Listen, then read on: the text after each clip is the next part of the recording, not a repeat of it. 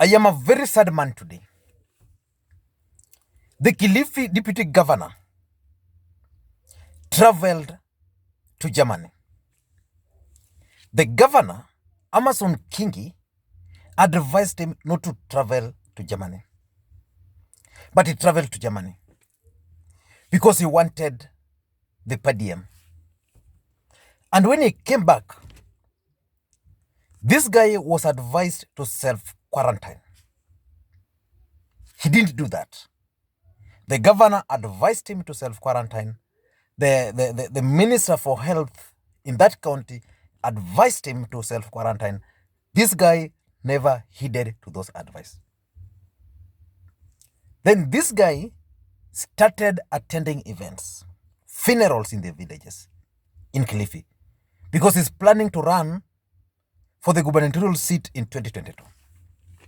So he attended meetings, funerals in the villages. This guy also attended, was it the Women's Day in Kilifi? He presided over it. He didn't end there. This guy even attended cabinet meetings after coming from Germany. He was just advised to self-quarantine for 14 days, then he could proceed with his activities. In Mombasa, this guy also went to Mombasa, went to Nyali Center, shopped there. He shopped in Nyali Center. After finishing, the guy went to Anuba club and partied there. Not once, severally. I'm sad because today, this guy has been forced to self-quarantine. He has forced the governor, Governor Kingi, to also self-quarantine. The minister has also been forced to self-quarantine. His staffs have been forced to self-quarantine. Because according to rumors doing rounds, is that this guy has tested positive for the virus. So look at how this irresponsible leader has put so many Kenyans at risk. Look how many people in case. He had contact with so many people, including his family members. That this is a guy who still wants Kenyans from Kilifi to vote for him. Today, he has been forced to self-quarantine. What we are not being told is just simple. We are not being told that this guy has tested positive. What was so difficult for this guy to just self-quarantine for 14 days? I've just been reading news that he has been forced now to self-quarantine for another 14 days. This guy came to Kenya almost 10 days ago.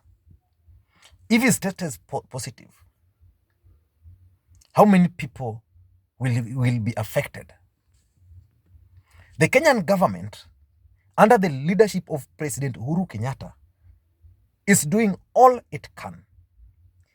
The government of Uhuru Kenyatta has been trying so hard to educate Kenyans on this particular virus. If there's anything which has been taken seriously by this government, then it's this menace in the name of a virus. Uhuru Kenyatta is very clear and is personally leading the subcommittee dealing with the virus. The cabinet minister, Mutahi Kagwe, is addressing Kenyans almost every single day. Today, he addressed Kenyans in the morning. Again, Kenyans are expecting his next address. And Kenya was being held worldwide because so far there is no death. And the cases are also being managed. And I really commend the Kenyan government for that. But now we still have irresponsible leadership. When the senator for Kericho, Aaron Cheriot, traveled from London And then he realized that he was going to put people to risk. The guy decided to self-quarantine. Although he did that late, but after, for example, he attended that Murkomen birthday party. But again, as a responsible leader, because by that time this thing was not that serious, as a responsible leader, this guy, Aaron Cheriot, decided to self-quarantine. He's not moving anywhere. He's in his home trying to protect the family. There is no gain in this world than protecting your community. It's simple. Protect yourself, protect your community. I was at Kibuye Market today. And for the first time, Kibuye Market was empty. Why? The government is not taking any chance with this virus. The government of Kenya is not taking any chance. So Kibuye was under lockdown. The traders were stopped from stepping their feet in Kibuye Market.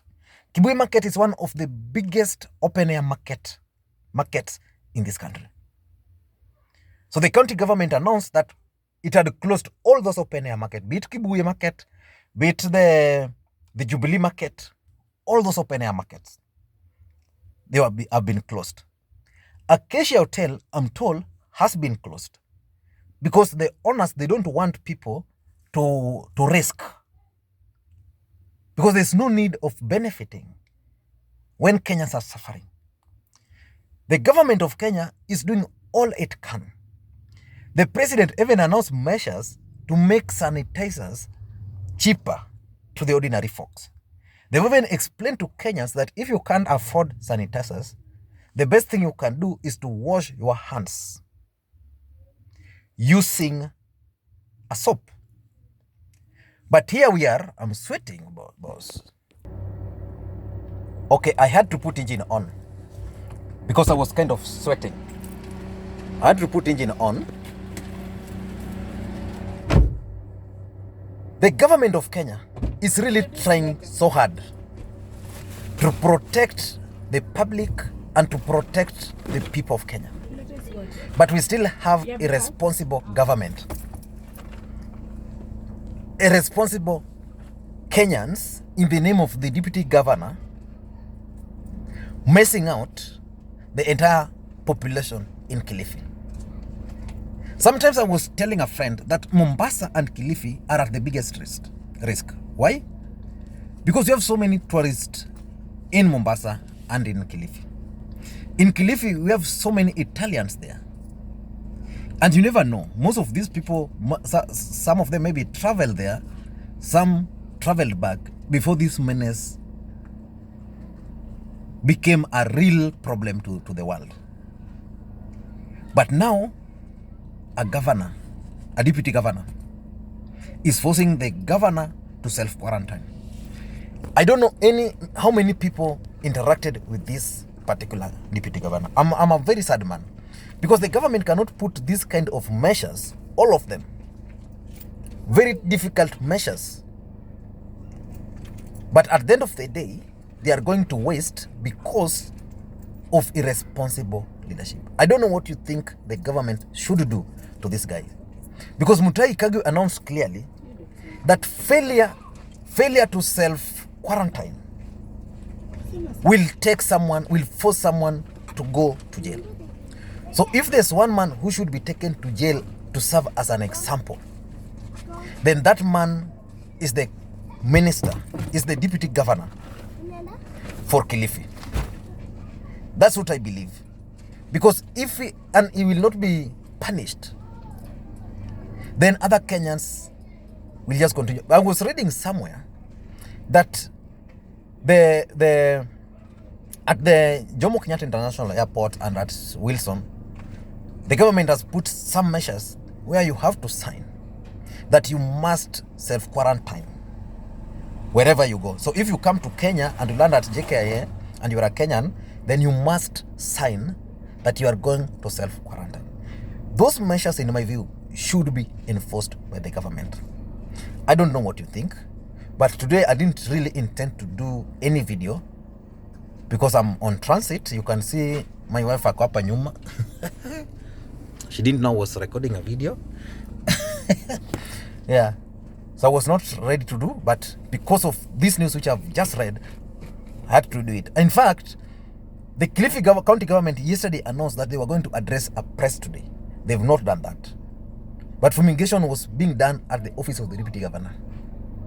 Thank you guys. Please allow me to travel wherever I'm traveling. We meet tomorrow. I'm not able to create for you guys analysis today, so tomorrow tukutane. Thank you guys.